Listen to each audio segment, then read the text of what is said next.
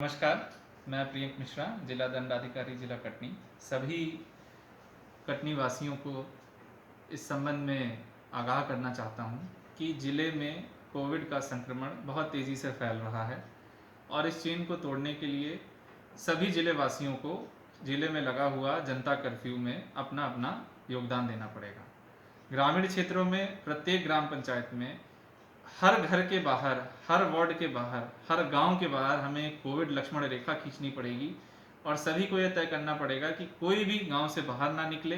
अगले 10 दिवस हम लोगों के लिए बड़े महत्वपूर्ण हैं। पूरी तरीके से हमें पाबंद रहना है और किसी को भी घर से बाहर निकलने नहीं देना है।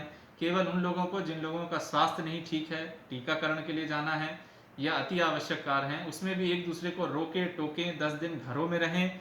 बहुत विकट समस्या आने से हमें अपने ज़िले को बचाना है। नगरीय क्षेत्रों में भी, वार्ड में, मोहल्लों में हमें यह तय करना पड़ेगा कि केवल ऐसे लोग जिनको टीका लग चुका है, जिनकी इम्यूनिटी बन चुकी है या जो कोरोना से स्वस्थ होकर ठीक हो चुके हैं, जिनकी शरीर अब फिर से जिनको कोरोना नहीं हो सकता है, उनको हम सब्जी लेने बाहर भेजें। वो भी घर के बाहर भेजें, बाजार में ना भेजें। हाथ ठेले के माध्यम से गली गली सब्जी हमें व्यवस्था नगर निगम के द्वारा की जा रही है और उसी का उपयोग करें। किसी भी स्थिति में अपने घर से बाहर निकलते समय ये सोचें कि आपके द्वारा ये जो कार्य किया जा रहा है, क्या वो आपके परिवार के हित में है, क्या आपके आस पड़ोस के हित में है, क्या आपके स्वयं के हित में है। ये बहुत कठिन समय है और कोई भी कर्फ्यू तब तक लागू नहीं किया जा सकता जब तक कि उसमें जनता का पूर्ण सहयोग न हो। इसके अतिरिक्त जिले में कल से बहुत कड़ाई से जनता कर्फ्यू का पालन किया जाएगा।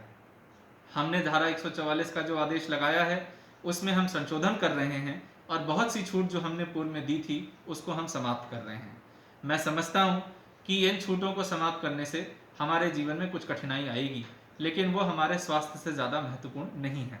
इसलिए आप सभी लोग सहयोग करें, अन्यथा कल से प्रशासन और पुलिस मिलकर कड़े कदम उठाएगी और ऐसे लोगों के विरुद्ध कड़ी कार्रवाई करेगी जो लोग बिना बात के अति आवश्यक कार्य ना होने पर भी घरों से बाहर निकल रहे हैं। हमारे जिले में ऑक्सीजन बेड्स की व्यवस्था है, लेकिन कोई भी व्यवस्था इतनी बड़ी नहीं बनाई जा सकती कि कोरोना की गति का मेल कर सके। इसलिए अगर हम चेन नहीं तोड़ेंगे तो हम चाहे जितने भी बेड बना लें, चाहे जितनी भी ऑक्सीजन जिले में ले आएं, हम अपने लोगों का इलाज नहीं कर सकते हैं। सभी संसाधन सीमित होते हैं, इस बात का ध्यान सभी को रहे। जो संसाधन हम बना रहे हैं उसमें हम वृद्धि करते जा रहे हैं। आज ही हम लोगों ने 48 घंटे के अंदर अंदर दिव्यांचल कोविड केयर सेंटर बनाया, जिसमें ऑक्सीजन की भी व्यवस्था है, ऑक्सीजन कॉन्सेंट्रेटर की भी व्यवस्था है और उसमें बहुत अधिक संख्या में लोग एडमिट भी होना चाहते हैं। हमें ये सोचना पड़ेगा कि जो लोग अब कोविड केयर सेंटर में एडमिट होना चाहते हैं वो कौन लोग हैं।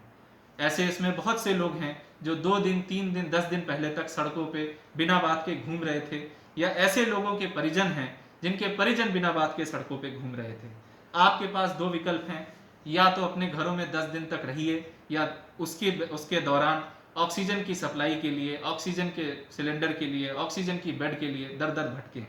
मैं यह जानकर आपको ये बता रहा हूँ कि संसाधन हम लगातार बढ़ा रहे हैं। हर दिन हम ऑक्सीजन सिलेंडरों में वृद्धि कर रहे हैं, हर दिन हम बेडों में वृद्धि कर रहे हैं, लेकिन अगर हम संक्रमण की चेन को नहीं तोड़ेंगे तो हमारे ये बेड 2 दिन में, 10 दिन में भर जाएंगे। जहां तक जिला अस्पताल की बात है, जिला अस्पताल में भी कुछ ऐसे तथ्य सामने आए हैं कि वहां के प्रबंधन को और सशक्त करने की ज़रूरत है। आज हमने उस पर दिन भर काम किया, कल भी हम उसमें काम करेंगे। जिला अस्पताल में जिन लोगों के परिजन एडमिट हैं वो लोग इस बात को समझ लें कि आप अपने परिजनों के बेड के बगल में बैठकर उनकी कोई सेवा नहीं कर रहे हैं। आप कुछ दिन बाद खुद ही उनके बगल में कोविड से ग्रसित होकर लेटे पाए जाएंगे। इसलिए इस बात को समझें, इलाज डॉक्टर को करना है, ऑक्सीजन को करना है, इंजेक्शन को करना है, जो आपके उनके बगल में खड़े होने से या ऑक्सीजन के लिए लड़ाई करने से कभी भी नहीं हासिल होगा।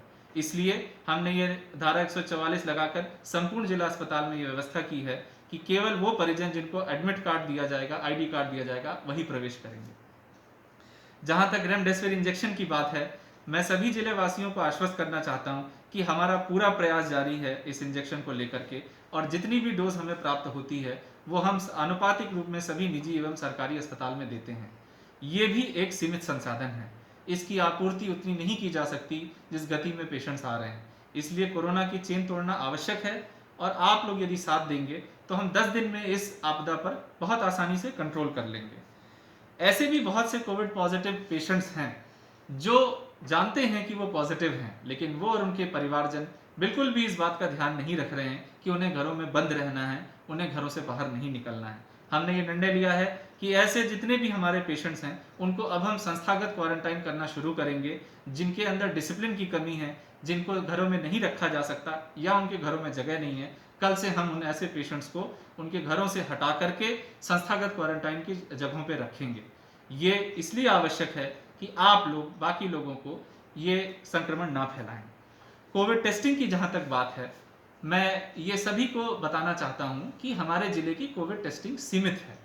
कोई भी जिले की कोविड टेस्टिंग उतनी ही निर्धारित है जितनी शासन से की गई है। ऐसे पेशेंट्स जिनके घर में लोग पॉजिटिव निकले हैं बट उनको कोई सिम्टम नहीं है, वो कृपया करके घरों में रहें, अपने स्वास्थ्य पे नजर रखें, अपने परिवारजन के स्वास्थ्य में नजर रहें, आइसोलेट रहें।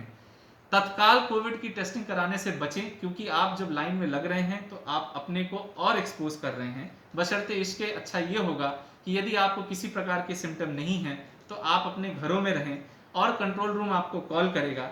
यदि आपको लगता है कि आपको किसी प्रकार के सिम्टम आ रहे हैं तो हम तत्काल आपको ऑनलाइन टोकन जारी करके आपका इलाज कराएंगे। हमारे लिए बहुत ज़रूरी है कि हम ऐसे लोगों की टेस्टिंग पहले कराएं जिनको स्वास्थ्य की ज़्यादा गंभीर संभावनाएं हो सकती हैं। मैं समझता हूं कि यदि मेरे द्वारा बताई गई चीज़ों का सभी जिलेवासी अनुकरण करें तो बहुत ही जल्दी हम कोरोना से विजय हासिल करेंगे। आप सभी लोगों को बहुत बहुत धन्यवाद। जय हिंद, भारत।